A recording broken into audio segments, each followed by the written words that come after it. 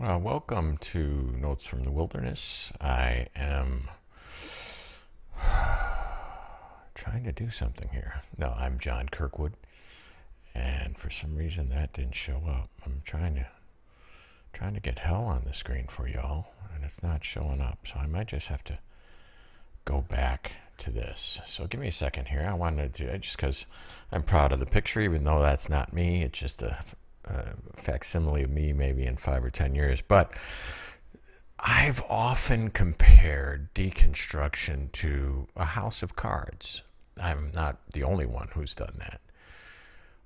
And yet a house of cards falls because the table is, bumped, or because there's a draft of wind that comes through a window or something. I understand the imagery of a house of cards, and yet I don't think it fits perfectly with what deconstruction is, or at least how it felt for me. How it felt for me was more like a Jenga game, where one block at a time came out and was undone. And once you see it, you can't unsee it. You can't put the block back in once you see that a block that was holding up your faith actually either wasn't accurate or was misleading, or was just myth that came into the faith, or it's just bad philosophy or bad theology.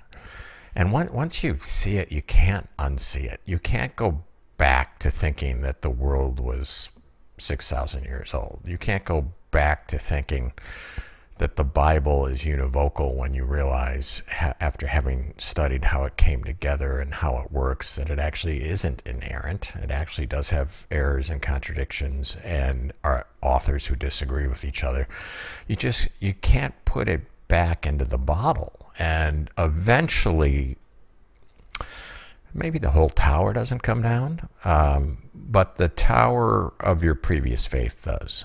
And all of us who've gone through deconstruction would kind of talk to you about the camel, right? The straw that broke the camel's back. It wasn't just one block that was pulled out. It was a number of blocks over a period of time. And some of those blocks might have hell written on the side, or inerrancy on the side, or patriarchy, or homophobia, or just a number of different things that could take place, rapture theology, a number of different things could take place that maybe you're born into a system, and eventually that system begins to fail. And maybe there are certain landmarks in your journey out of the cave that are stark in your mind. And one of them for me is hell and the doctrine of hell. And I'm going to share that story with you today. That wasn't the first Jenga block that came out. The first one that came out for me was inerrancy. When I did a deep dive into how we got our canon and the other canons of scripture that exist, and how much human will actually went into not only the writing of scripture, but the collection, the arguing over, the deciding, the editing, the producing, and the directing of scripture had human fingerprints all over it. And so this was probably the first block on the table for me, but hell wasn't long to follow. And here's how it happened. I was in a theology group of fellow dispensationalists, and a man died. His name was Edward Fudge. And I didn't know anything about Edward Fudge at the time. And it was remarkable to me that a number of the people who I had respect for in the group said, well, we didn't always agree with Fudge. We respected his honesty and his devotion to scholarship and so forth. And then somebody in the group mentioned something that reminded me of my father, that he had stood for the truth and it had cost him in his ministry. And so I said, I got to find out more about this guy. And so my wife and I found out that there was a movie made about Edward Fudge, and it's called Hell and Mr. Fudge. And it's a wonderful movie. Hell and Mr. Fudge is available. I think we bought it on Amazon Prime, but you could get it free. You could watch it free right now. As of a few months ago, it's on YouTube, and all you have to do is put in the search bar Hell and Mr. Fudge. And that was the first thing that I saw that made me start to rethink my understanding of the doctrine of hell, which was, as he calls in the movie, traditional. This idea that if you die apart from Christ, or what we'd say is unsaved, that you end up in a lake of fire for eternity. And it's eternal conscious torment. Now, whether those flames are literal or figurative, people would argue over. But the idea that you would be tormented forever as an immortal being, that wasn't in question, right? That was just a fact. That's what we grew up understanding. I didn't even know there were different views of hell apart from that. So we watched the movie, and in the movie it's about the writing of his book, which is called The Fire That Consumes. Now, at the start of this journey for Edward Fudge, he was a traditionalist, and a man in Canada hired him to do some research on hell, and he was a biblical scholar, so he started to research it, and he separated a note-taking board into two categories, which actually we could argue about. But the two categories were the traditional view of hell and the conditional view of hell. And he was a traditionalist when he started the study, and he ended up on the other side of the board by the end of the study. But one of the first things he discovered... Oh, did I tell you about my sons yet? Oh, I'm coming to that. One of the first things that Fudge discovered was that the Old Testament doesn't talk about eternal conscious torment or hell at all. The idea of Sheol is more like going to sleep with your fathers, that kind of statement. But when the wicked were discussed in the Old Testament, they were discussed with metaphors like the burning of chaff, that they were consumed. It wasn't a long-standing eternal torment. It was something that was annihilation. And at a very young age, Edward Fudge was really affected by the death of a childhood friend who he deemed was unsaved when he died in a car crash. And it really bothered him that his friend Dave, who was a good kid, just maybe didn't know Christ, but would burn in hell forever just because of an accident on a highway. And he really felt this kid didn't have a chance. And how could a loving God, how could a God that so loves the world, that gave his only begotten son, do this to David? If what he believed about hell was true, how could that happen? I bring that up because I had a moment like that as a pastor with two young boys. I mean, they were in their teens. They were driving. And they were, at the time, maybe 17 and 15, or maybe even 16 and 14, or something like that. But Connor was driving. And they were going to take a trip up to Wisconsin for a church event. And I remember being anxious about it, because they were going to drive together alone up to Wisconsin.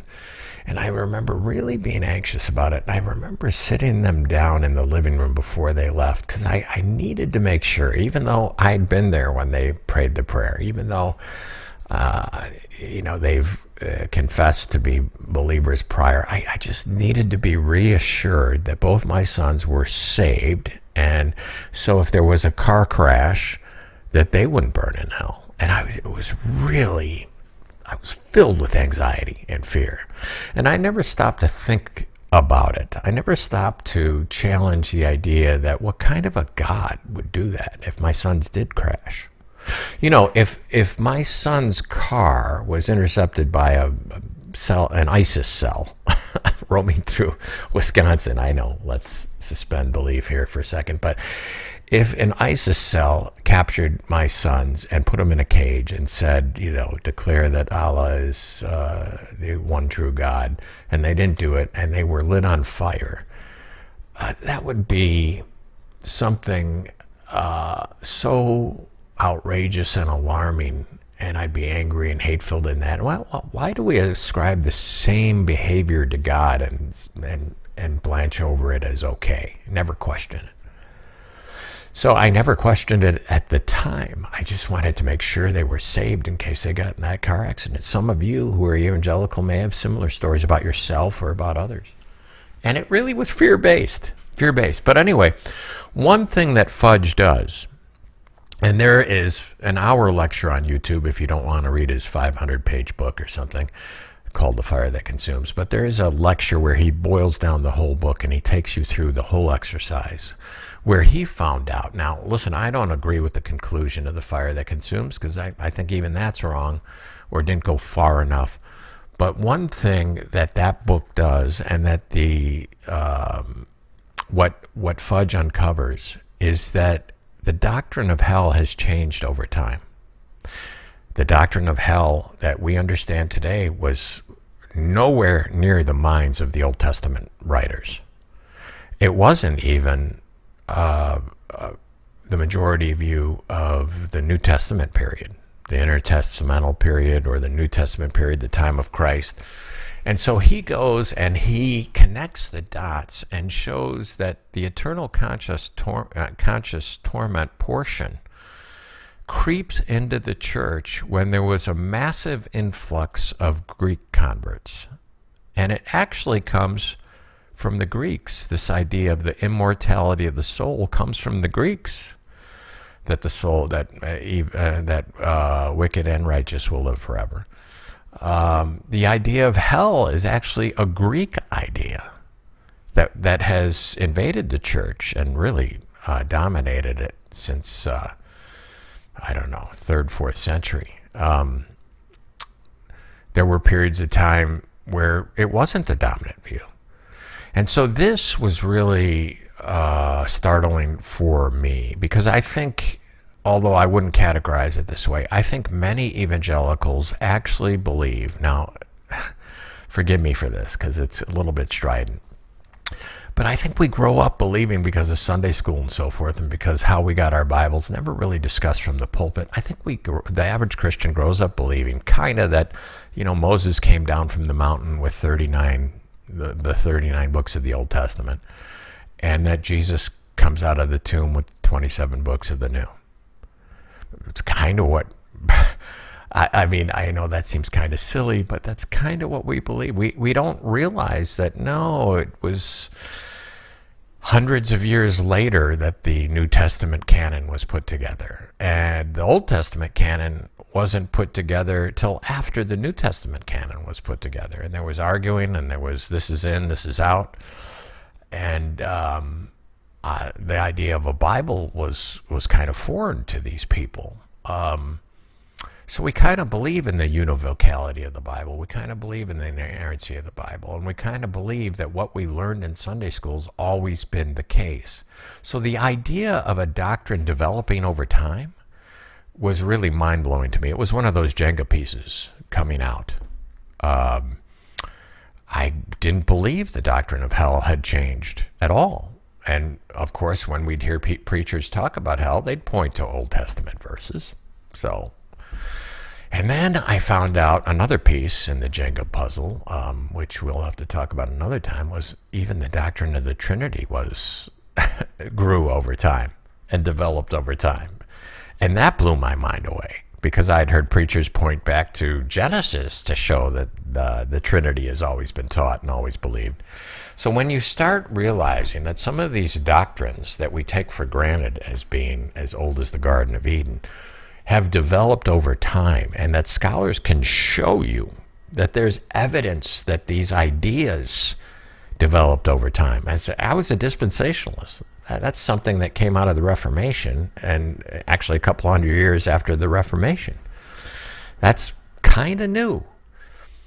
And it took me a while to discern that almost every ism in Christianity, everything that ends in an ism, whether it be Calvinism or creationism or dispensationalism, all these isms are simply fallacies chosen to answer to the univocality of the Bible. They're trying to make sense out of a library that isn't cohesive, that doesn't always agree with itself, that has contradictions, that has differences from author to author, even in the same book, because there were multiple authors or editors in something like Isaiah. There's differences even in the same book, let alone from book to book. And this is another Jenga piece, of course. But hell was born, really, and developed out of this idea of fear. That was the soil that our traditional view of hell has been blossomed and grown. And whether you see it as a plant or a weed is another question. So my question to you starts here. If hell was not always part of our story, how did it become the centerpiece of Christianity? And I say that because I have a family member who got saved because a fire and brimstone special guest came to his Baptist church when he was young and scared the hell out of a group of teenagers talking about hell and the rapture and how if Jesus comes back now and they're looking at Playboy or at the theater, their hellfire is in their future, and that kind of thing, or if they're drinking or, and so forth. And he's actually so devoted to that, he doesn't want to rethink anything about hell. He's actually grown fond of it, kind of like an abused wife syndrome kind of thing.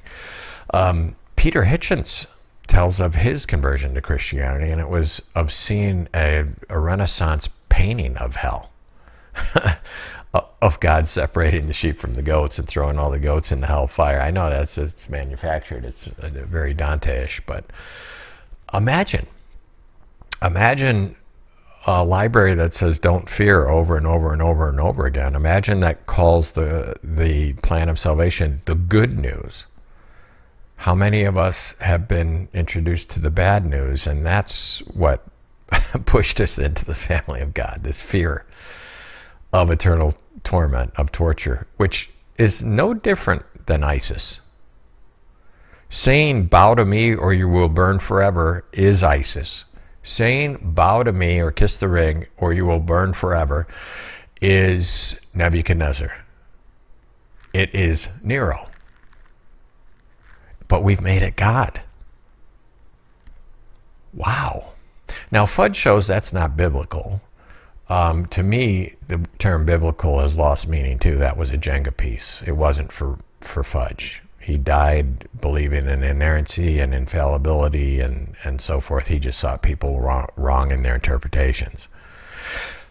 Early Judaism believed in Sheol, which was kind of a shadowy underworld, but it wasn't torment. There was no eternal punishment. It was more like the grave or the silence of death. Psalm 6:5 says, in death there is no remembrance of you. So the annihilationists would argue they were extinguished like the chaff, right? They were consumed like chaff. Even John 3:16 talks about if you believe you will not perish, not if you believe you will not be tortured forever in hell, tortured forever. You will not perish. What about Jesus in the New Testament? I don't want to spend a lot of time on this because you could do this study on your own. I simply want to plant seeds because I got a half hour to do this. How do you do hell in a half hour? Just wanted to point you in a few directions if you want to look at this. Gehenna was a valley outside of Jerusalem, the valley of Gehenna, which is what Jesus referred to. He didn't use the term hell. He talked about Gehenna. And it was so associated with fire and with shame. That was a garbage dump where Jews of Jesus's day burned fire. And so it had the gnashing of dogs' teeth. The dogs were fighting over garbage scraps. It had the worms that seemed like they'd never die because worms were consuming the garbage. And it was a picture of something where you didn't want to end up. But it wasn't eternal. So it was maybe symbolic, maybe hyperbolic, aimed at warning of consequences, though, in this life, judgment and destruction, in contrast with the Greek Hades or Tartarus. But New Testament language varies on this. The Hades and Tartarus are actually in the New Testament, borrowed from the Greeks.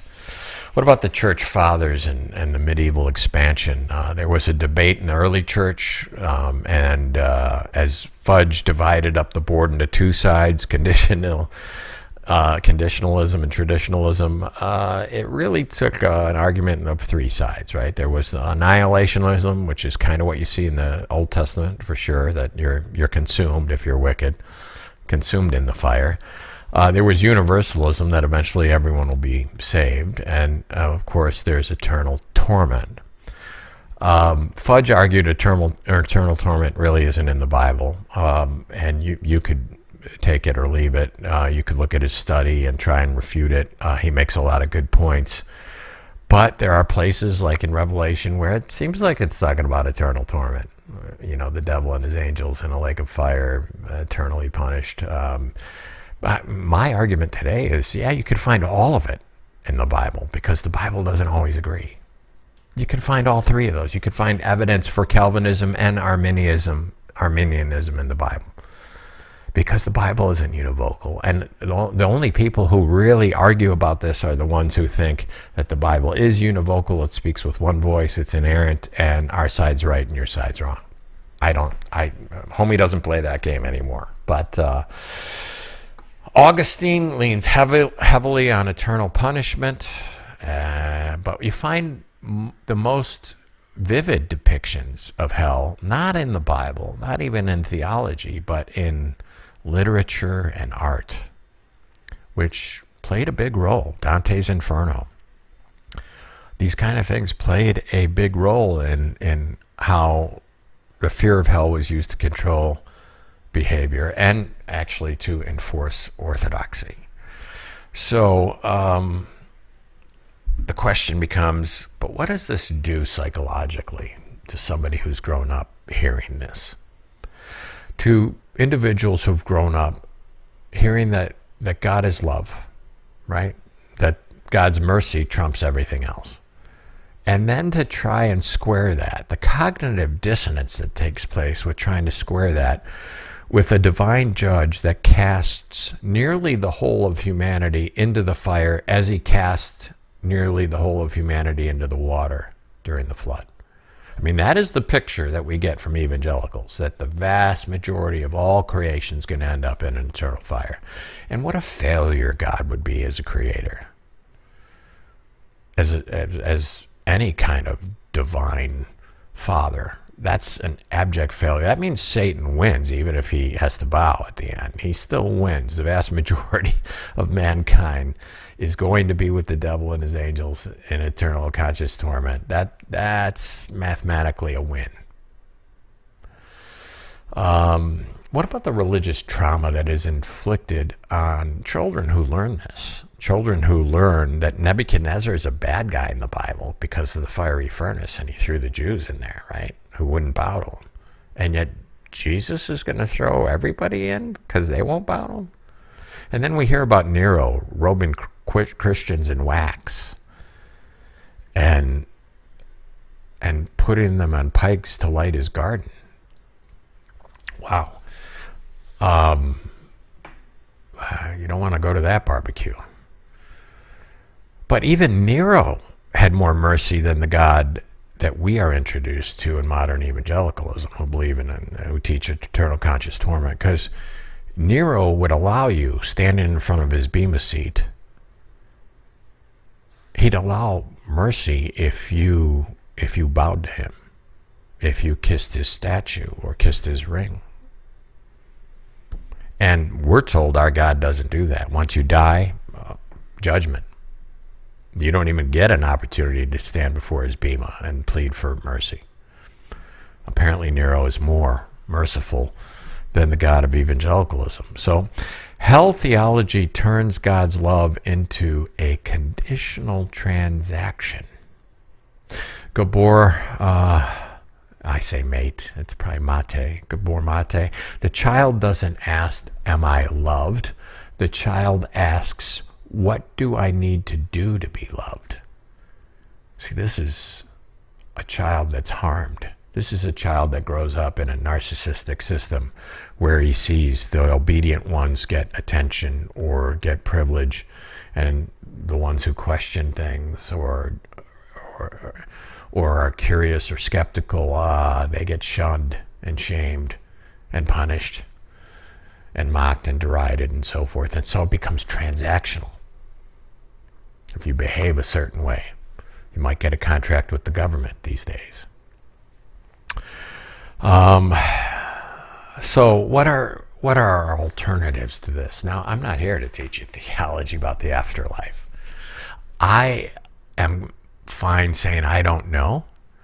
I will be pleasantly surprised if I'm conscious in the afterlife and I'm reunited with my loved ones and I stand before Jesus, who died for me and saved me and provided eternal life for me. I will be pleasantly surprised, and I will bow and I will honor him, and I will hug my mother and my son and my sister, my father, and friends who have gone before me.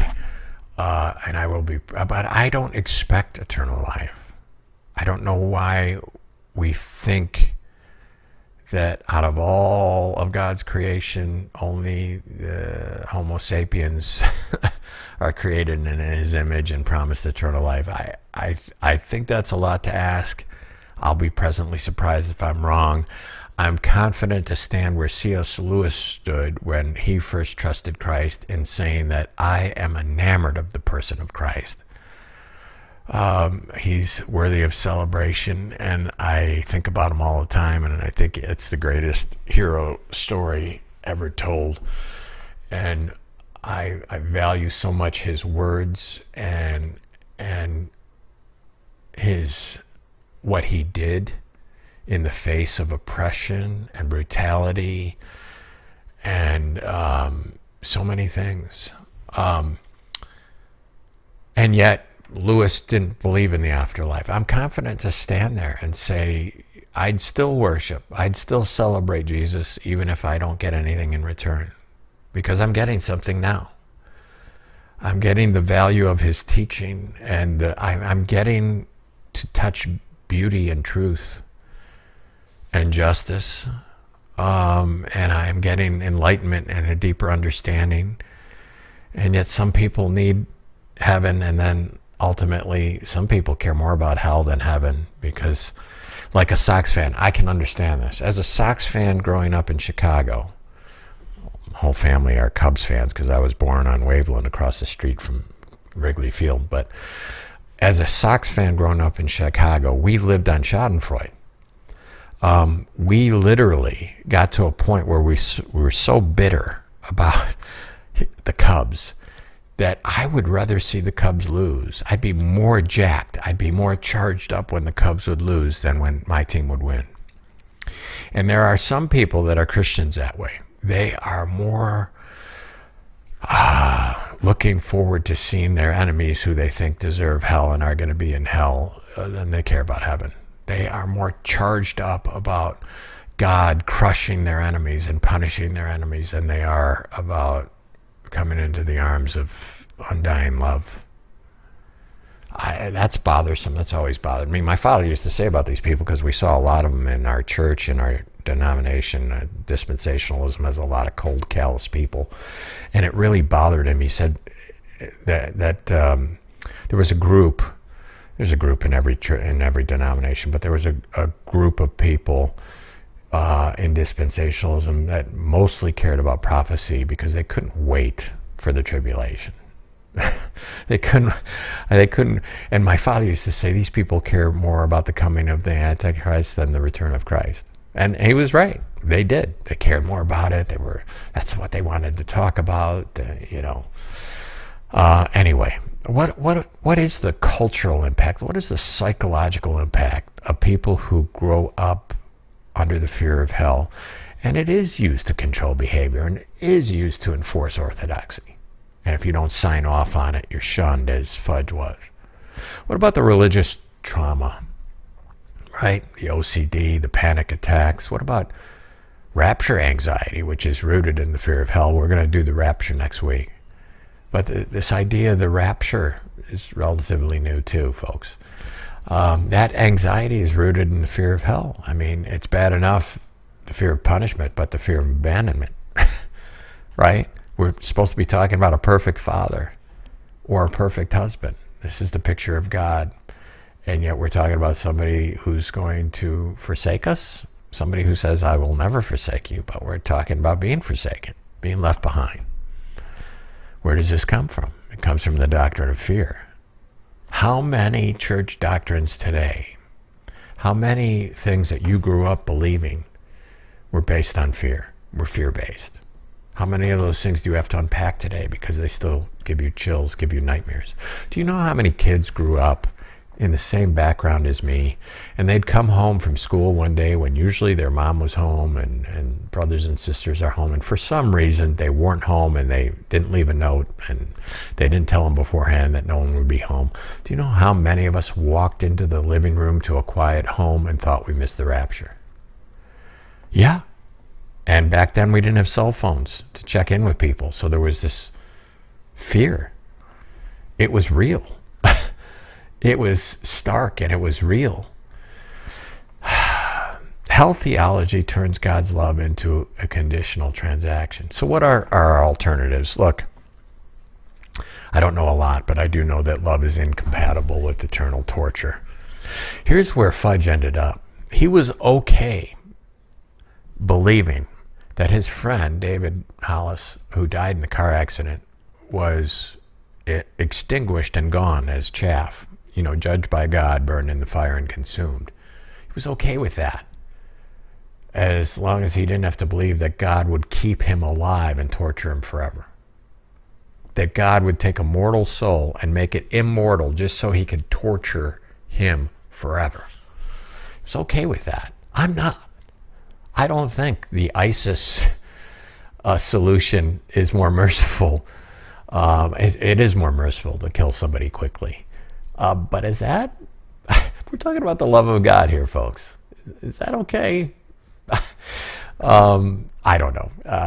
I do know love is incompatible with eternal torture. I'd like to believe that love is incompatible with any torture. What are the alternatives within Christianity? Yes, annihilationism is an alternative. Universal reconciliation is an alternative. And usually those three things are mentioned as the only alternatives.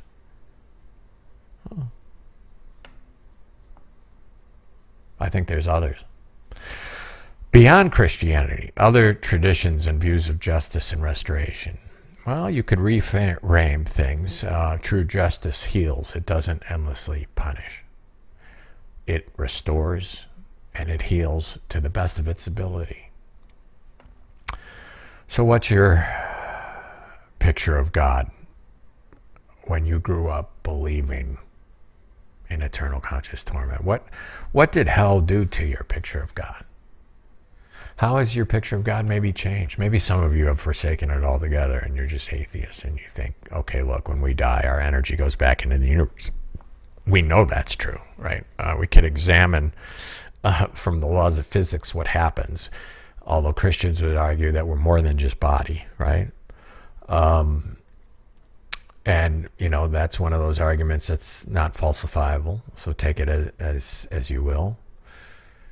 Maybe we hope it's true. But maybe you're in a position where you don't believe in any of that anymore. You've been burned too much, right? You answered the email about the long-lost uncle that died in Nigeria and left you a billionaire, and you just have to forward your routing number and your social security card, and you start receiving your millions. Maybe you feel that those Jenga pieces that you pulled out are that. Maybe you feel scammed, and now you feel that the whole Jenga tower is a sham. I'm not here to talk you out of that, although I think there's a lot of value in that tower.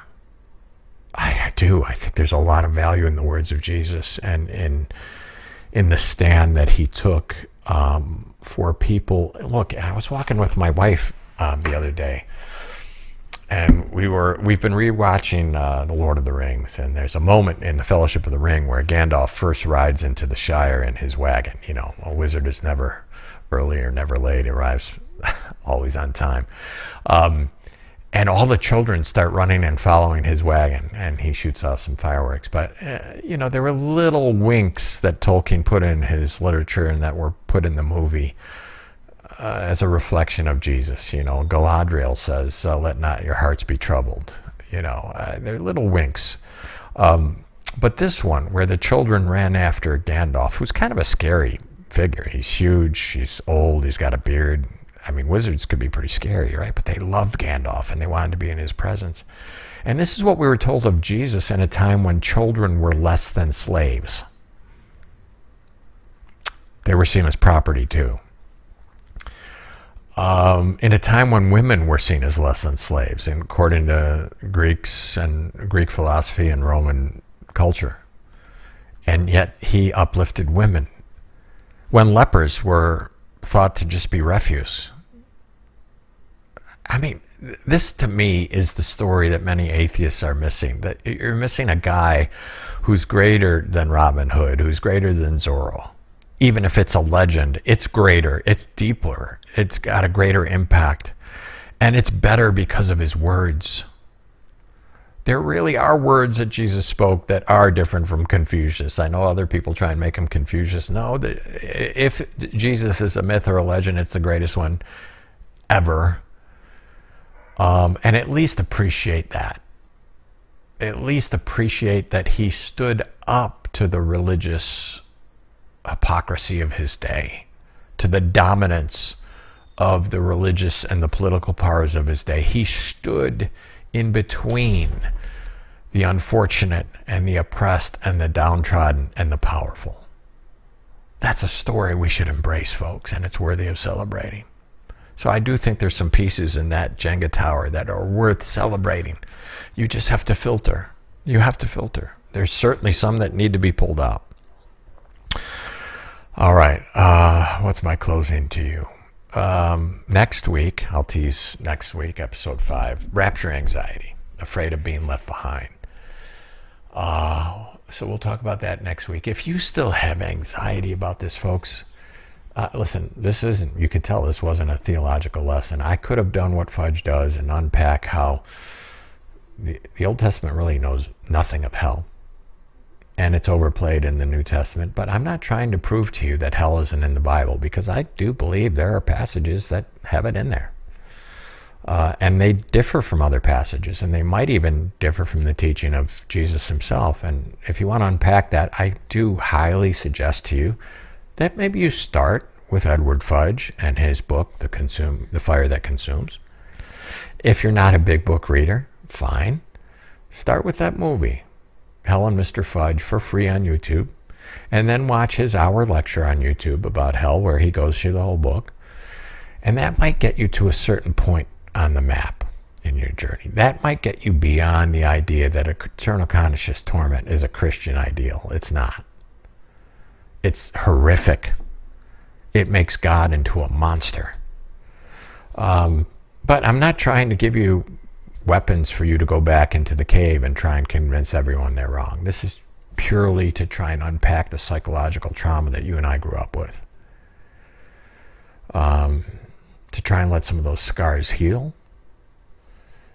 And maybe to move beyond that kind of fear-based theology. So that's all. And listen, I'm grateful that you all spent this time with me. And I will see y'all next week.